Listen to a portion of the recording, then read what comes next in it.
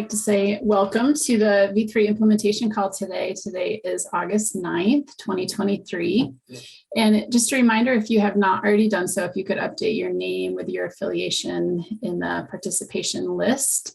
And as highlighted here, just a reminder to vendors that you must join the call by 9:30 in order to receive credit for the call that day. So we do allow for late arrivals, but not past 9:30. So a reminder about that.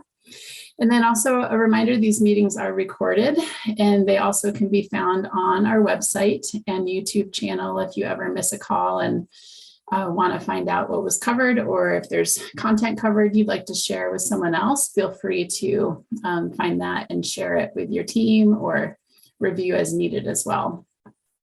And we do encourage participation. We welcome you to come off mute and use the chat feature as well. If you notice you cannot unmute yourself, we may be limiting others from sharing for security purposes at that time. But if you raise your hand or put a note in chat that you have a comment, we are happy to give you permission to unmute and join in the conversation. And feel free to make notes in chat as well. We do review those even if we don't have a chance to discuss them all during the meeting. We review them and save them after the meeting as well. So let me share our stakeholder introduction. Can you guys see that screen now? Mm-hmm. Okay, perfect. And we enjoy doing this at the beginning of each meeting. Really, the purpose is to get to know others on the call, build some points of connection. We hope that you will get to know each other better and have a little fun along the way as well.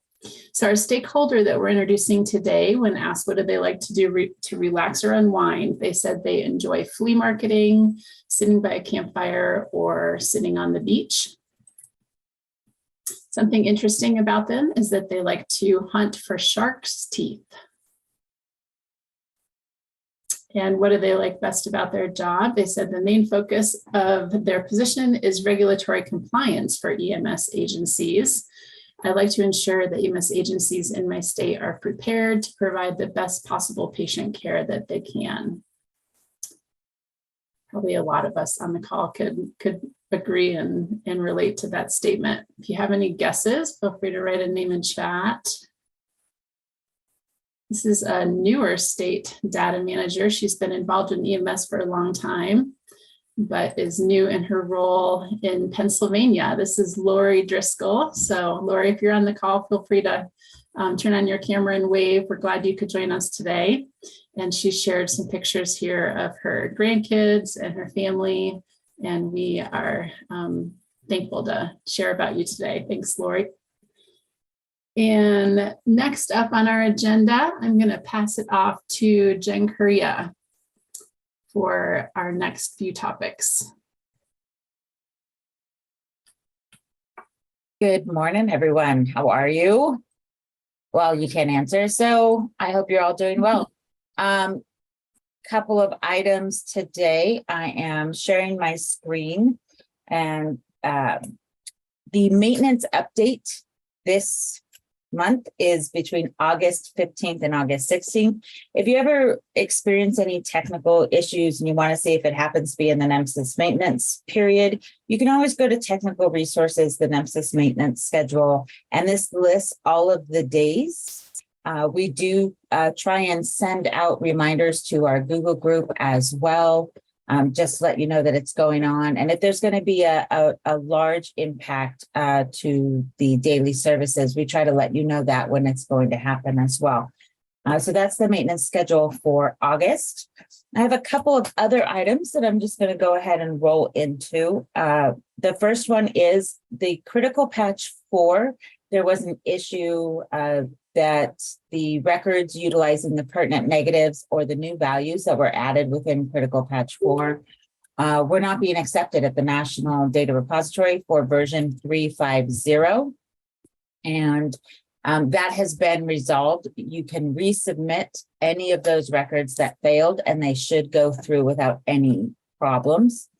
And then I do want to remind folks that the national data repository does not accept the custom elements.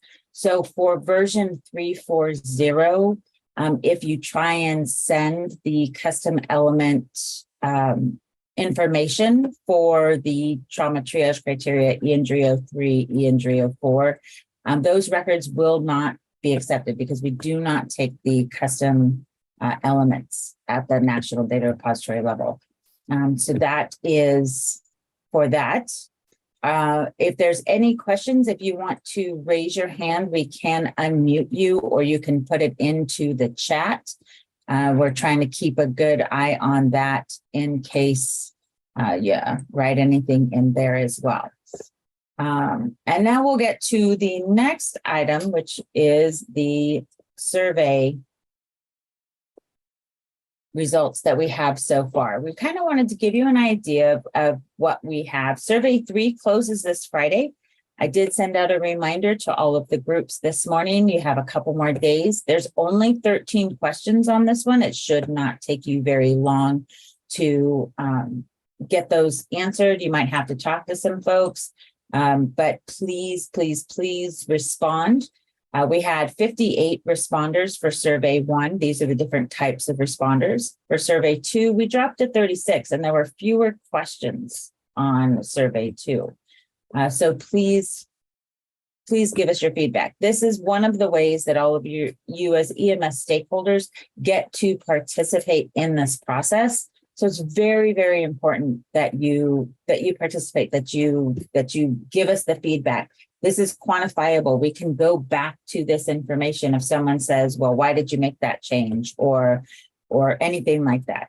I also do want to point out, we have had a lot of comments that have come in with it. That's fantastic. We are going to look at all of these comments that come in for all of the different questions.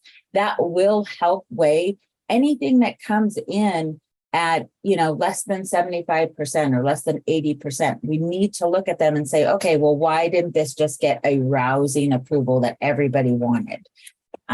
So, because there were some questions that were over 90%, right? Here's some results. And before anyone can ask, yes, we will have this type of document, maybe not this one specifically, but we will have this type of document available sometime during or after the annual meeting, so that you will have access to this information. But so, why did this come in at 65.52, right? Why did 20 people think that this was not a good value? Let's go look at those answers. Same thing for anything that really fell. While we do say that anything above 75% was going to move on to the next phase for consideration, we're looking at all of them that fell below 90 just to see if there's some comments that we can add to it, ways that we can improve it. And this is, again, how you are impacting for version 3.5.1. And that's where we are at the moment. And I do not have any numbers for how many people have completed survey 3 so far. I don't have those numbers for you. So are there any questions about survey 3? Anything that you would like to put into chat or raise your hand and someone will unmute you.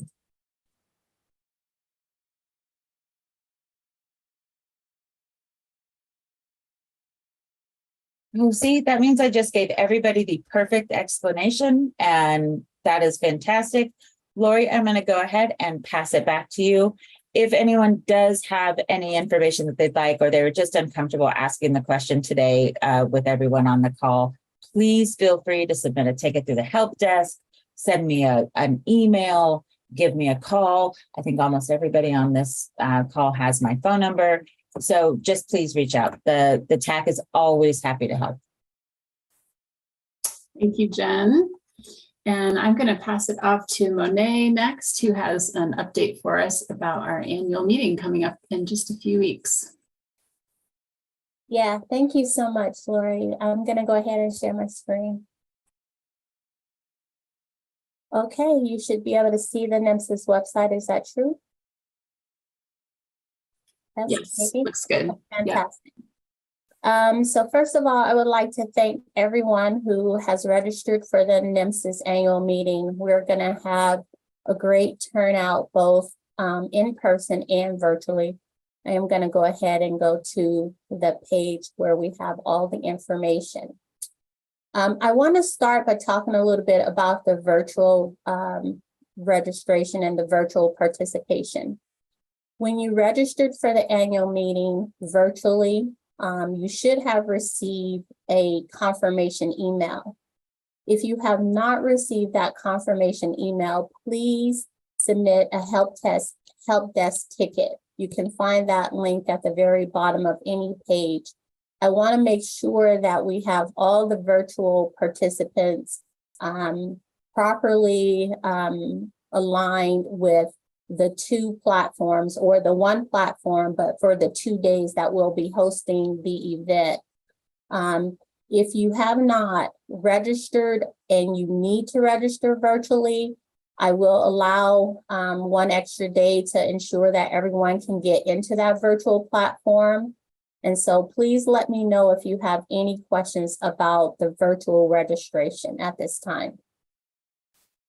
Now, for our in-person participants, thank you so very much for getting all of the information submitted in a timely manner. We currently have an updated agenda on the website, and I want to just review this agenda briefly. I want to talk a little bit about the flow for each day. So some of you are arriving on Monday.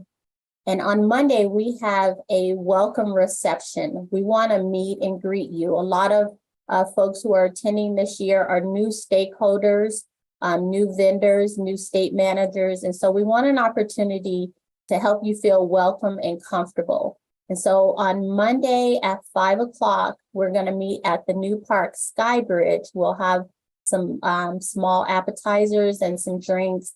And we're just gonna, briefly introduce ourselves and get to know one another, help you feel comfortable and welcome to the Park City area. On Tuesday, we have the 3 sessions. We have the Data Managers Forum, which is invitation only, and it's for the state data managers. We also have the Advisory Board meeting, which is also invitation only, and for those who are on the Advisory Board. However, the Interoperability Workshop, anyone can attend. We welcome you all to participate. As I have reviewed the registrations, I see that we have several people who have not identified if they're going to be in any of these sessions on Tuesday. If you want to make any adjustments to your registration, will you please send a ticket and let me know if you want to be included? We would like to make sure that each forum has the appropriate people in those sessions. And we also need the appropriate counts so that we can provide for the lunch and the breakfast for those sessions. Now that evening on Tuesday, we have another welcome reception. And so we would love to know if you're going to be attending that as well. On Wednesday, let me get to Wednesday. On Wednesday, we will also have a fun activity. Well, let me start first by saying this is the first day of the main conference where everyone will be invited to attend. In the evening, we have a fun activity scheduled at the Basin Recreation Center. We have some competitive activities that we want to ask you to participate in. And so those activities are listed here. We have a batting cage, a wiffle ball, and kickball. We had to replace the pickleball session, but these are the activities we have scheduled. And we encourage you to please pack some workout clothes, something comfortable to wear, especially your tennis shoes. So please bring those items, add those to your bags. Now, we do need a waiver signed for this activity, and that waiver is listed on the website. I also have that waiver in a brief survey that I'm going to ask you to complete. but we do need you to sign the waiver so that you can enter the facility. If you don't participate in the activities, that's okay. We encourage you to come and cheer us on, you know, be our support system in the background, but we will need those waivers for everyone to enter the building. And if you don't participate, again, that's totally fine. And then we also have a scavenger hunt. With so many of you enjoyed that activity, and we have some fantastic prizes that we'll be giving out for the winners of that. So I know so many of you are looking forward to that. On Thursday evening, we have the activity at the Utah Olympic Park. This involves some really fun rides, and those rides include the Alpine slide. We have a zip line. We have an extreme zip line. These activities are fun. They're also outdoor activities, but we need a waiver for this as well. If you choose if you're not interested in the rides, there is a fantastic facility there for a tour of Olympic history. So you can still participate in this event. But I need final numbers so that I can provide the transportation to this facility. Again, the waivers are listed here on this page right below this agenda.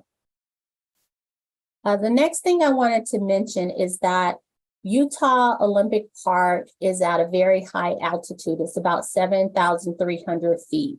So we want to remind you to hydrate before flying and during your stay to help you prevent elevation illness. Park City is also much cooler at this time of the year. It's currently about 52 degrees at this time of day in Park City. So make sure to bring a light jacket. On the website, we have some options for transportation. I believe I have it here. If not, I will make sure that we have include that on this page, or it is actually, my apologies. I will make sure we have the transportation options added to the website in the event that you need transportation to and from the Salt Lake City Airport. The other thing I wanted to mention, the NEMSIS website is heavily used during the annual meeting time. If you have any concerns about your Okta account, please submit a help desk ticket so that we can resolve all the Okta account issues that you may be experiencing. We want to make sure that you're successfully able to log on to the resources. Now, I'm going to add a survey to the chat because I have a few questions that I need to ask you to help me with in preparation for the annual meeting. A few final wrap up things that we're doing. And I'll just briefly show you that survey really quickly. So what I'm trying to determine is if you'll join us for the various evening activities. So those are the first 3 or 4 questions. I would like to know if you are inviting a guest to join us for some of these activities. I need to identify if you've completed the waivers. And then the last question has to do with if we can share your information on a list. Some of our stakeholders are interested in knowing who the participants are of the meeting. And so we would love to be able to provide a list. However, if you're not comfortable with us sharing your name, your agency, and your email address, please let us know, and we will make sure that we do not include your information on the list that we'll provide to all the stakeholders. Okay, are there any questions at this time that I can answer?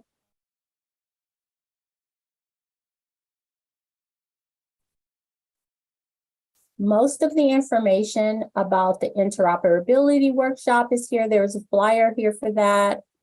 The surveys are here, the letters are here. If there's anything that you need that is currently missing from the website, would you please let me know so that I can make sure I have that information available to you?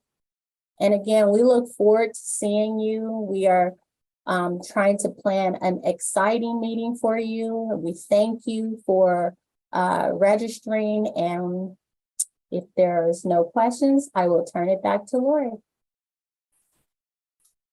Sounds Okay, good. Thanks, Monet. And I want to mention too, there will be a scavenger hunt again this year. We're excited about that. We know a lot of people enjoyed that last year. And I've gotten several questions in other meetings and emails of, will there be bacon?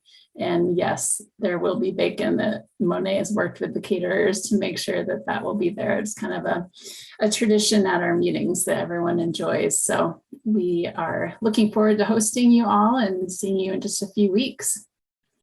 And our next topic today is Josh Legler he's going to give an update on interoperability. Hey, good morning. Thanks, Lauri. I don't have any screen share today, just a quick update to keep you informed on our EMS Interoperability Task Force. The next meeting of the EMS Interoperability Task Force, which meets monthly, is tomorrow morning from 11 to 12:30 Mountain Time. And it uses the same link as this meeting. So if you haven't been on those calls before, but you want to join in, you are welcome to join us tomorrow. Starting with the call tomorrow, we're going to start diving into each step of the interaction between EMS and the rest of the healthcare system while EMS is on a call and exchanging data back and forth. And the step that we're going to dive into tomorrow will be the step where EMS sends information to a hospital, their patient care report, but then also looking at, well, what if they just need to send an EKG or a pre-arrival alert or something like that. So that'll be the step that we'll dive into tomorrow, EMS sending data to the hospital. And then in subsequent meetings over the next few months, we'll look at the other steps of EMS receiving, searching for and receiving patients' medical history, and the step at the end where EMS receives the outcomes of the patient from the hospital. And we're diving in and looking at the particular data content standards and profiles that apply to each of those steps. So that's what we have on deck for tomorrow. Then, of course, I'm looking forward to seeing many of you at the NEMSIS annual meeting, and in particular, the EMS Interoperability workshop. That'll be that pre-meeting session the afternoon before the meeting starts. I think we have about 20 people signed up for that workshop. And if you still, you didn't sign up for the workshop, but you have signed up for the annual meeting and you want to add the workshop and indicate that you'll be coming to it, just let Monet know and she can update that registration. The last thing I thought I'd mention is you may have heard that there's some efforts to put together another EMS data summit or interoperability data summit in Washington, D.C. this December in connection with the ONC annual meeting. And it's looking like that is going to happen and will be on the afternoon of the 15th of December. So it'll be after the end of the second day of the ONC annual meeting. So we'll keep you posted as we get more information put together about that summit this December. All right, so I see a question from Doug Butler to post the call information in the chat for the call tomorrow. So I'll go ahead and do that. If there's any other questions, unmute or put them in the chat. I'd be happy to answer them. Sounds good. If we don't have questions for Josh. Oh, is there a question? Nope. Okay. We are going to pass it off to Clay next, who has a very exciting topic to share with us today, the release of our new EMS HeatTracker dashboard that just went live early this morning. Yeah, happy to share. Let me see if I just share my screen if that's okay to do. Yeah, thank you. So data managers across the country, EMS state directors as well, received an email that looks like this. yesterday, and then a pre-release email last night, and then received this email this morning that actually includes the link to a new dashboard that we prepared for the Office of Climate Control within the White House. And we turned on the link. Chris Hoffman was kind enough to get up at 2:30 this morning with myself, Lisa, and others to post the link, so it couldn't be scooped earlier than President Biden's announcement during an interview with the Weather Channel at the Grand Canyon in Arizona. So we released it this morning. You received this email that provides you a link to the actual tracker. I'll show you just a couple of things here because each of the states and potentially vendors may get questions from reporters and others in regards to this new dashboard, very similar to the ONDCP dashboard.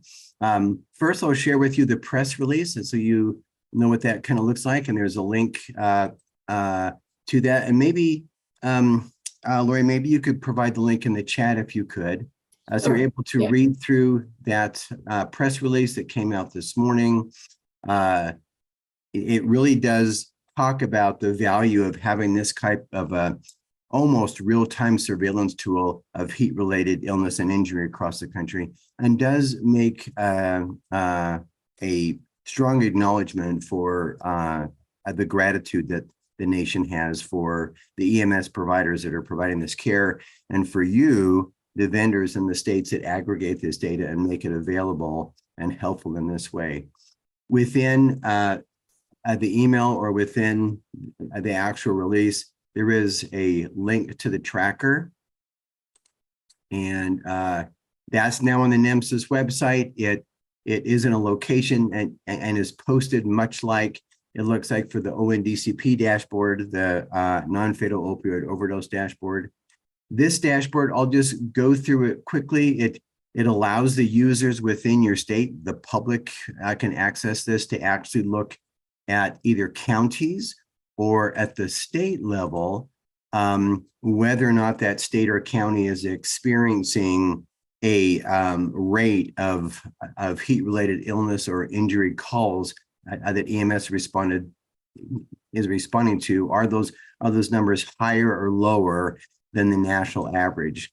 This dashboard allows you to look at the previous 14 days or look at the previous 30 days, and allows you to drill down to individual states, for example, if you just have a particular state that you're interested in looking at. And it provides a number of measures, right? So this first measure is really the rate of heat-related EMS activations per 100,000 population, but you can also look at some measures that are important to EMS and are important to healthcare. So we provide the average time to reach the patient, so the response time across the country by county, and then also how many of those patients with heat-related illness or injury actually needed to be transported to a medical facility. So very helpful, shows the top states and jurisdictions. It shows the top counties across the country that are struggling. There's a second tab, like the ONDCP dashboard, that allows you to look at heat-related illness by a number of demographic measures: age, race, gender, and urbanicity. And you're able to look at the measures that I just mentioned, right? Time, EMS time to patient, the number of deaths that have been related to heat. This is, of course, a specialized measure because EMS certainly does not have a complete count of all the deaths that would be associated with a heat event. That type of information is made clear in the companion guide. So I'll just click on the companion guide quickly, because when we released the ONDCP dashboard, we also released a fact sheet, right, that each of the states could use if you receive questions from reporters or from others. In this companion guide, we decided to add lots of those questions that we recognize were asked with the released with the ONDCP dashboard. We've just added those to the end of this companion guide. So as you move down through here, as it describes all of the visualizations that are within the dashboard, you'll find the FAQs here. Talks about what is NEMSIS, how does NEMSIS collect this data, what is OASH, the White House office that has requested this dashboard be built. So that may help you with a number of questions that you may get from reporters and others. So I went through the companion guide, went through the actual dashboard link, and showed you the HHS press release. So I'll pause there and just see if there are any other questions that we can answer regarding that dashboard. Clay Ridgely had a question in chat just about case definitions, and I know the inclusion criteria is in that companion guide, but if you want to maybe talk about that a little bit. Yeah, Ridgely, great question. Yeah, so a clear way to be able to answer that question, and let me make sure I'm sharing again. I apologize. I should have shared again. Within that companion guide, it is based on impressions and symptoms. And so as you can see here, we look for whether or not any of these ICD-10 codes that are listed here, effects of heat and light, heat stroke, sunstroke, heat syncope, heat exhaustion, all these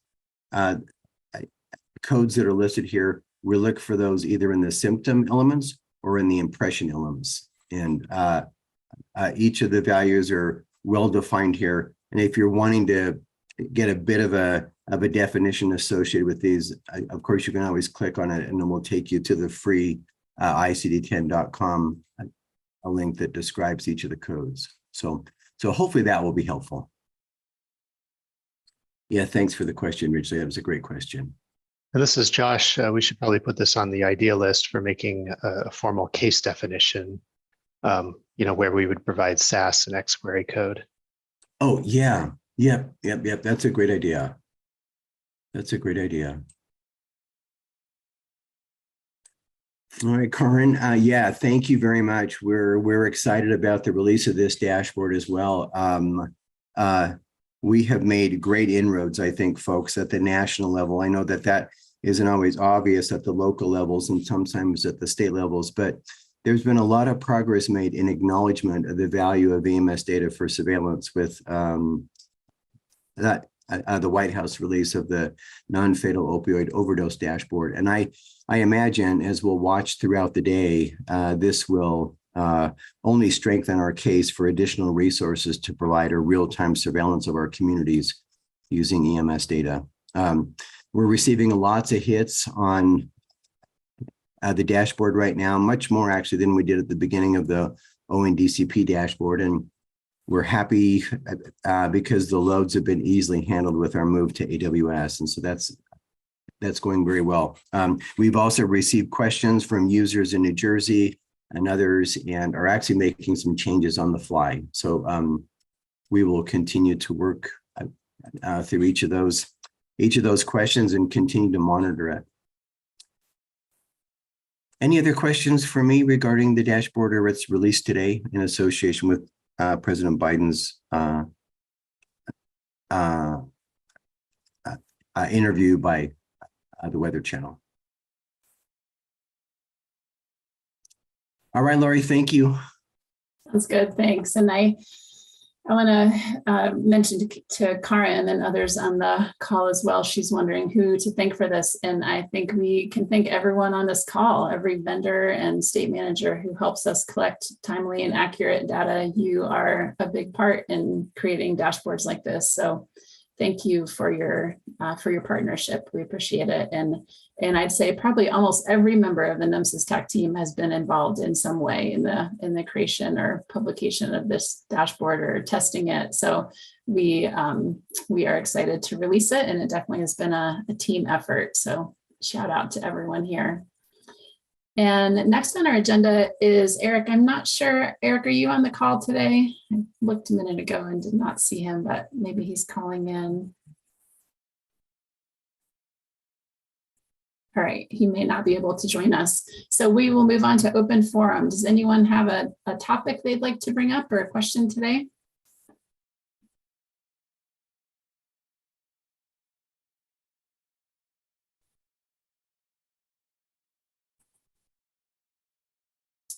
All right, I will screen share one more time here then, our agenda, and just give you a couple upcoming dates and reminders of things. We have, as we've mentioned already, our annual meeting coming up in just a few weeks. And because of that, we are going to cancel the third Wednesday V3 implementation call because it falls on that Wednesday of annual meeting. So there will be no V3 call the week of annual meeting.